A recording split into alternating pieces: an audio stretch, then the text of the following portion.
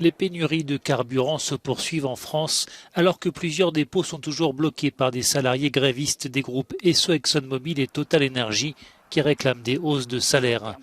Ce jeudi, le gouvernement a décrété de nouvelles réquisitions de personnel visant un dépôt pétrolier près de Dunkerque dans le nord du pays. Un ordre similaire avait déjà visé un site en Normandie. Ces réquisitions ont déclenché la colère de la CGT qui appelle avec d'autres syndicats à une journée de grève interprofessionnelle mardi pour la défense des salaires. L'attitude des groupes pétroliers est pointée du doigt.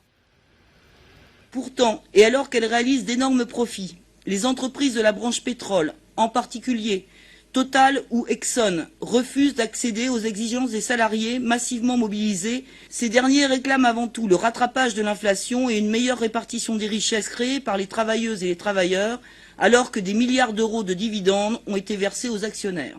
Cette grève, qui dure depuis plus de 2 semaines, impacte directement les automobilistes français, alors qu'environ 30% des stations-service du pays manquent d'un ou de plusieurs carburants.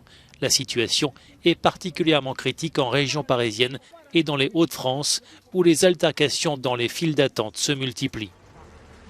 Par endroits, des agents de sécurité ont été déployés pour faire régner l'ordre.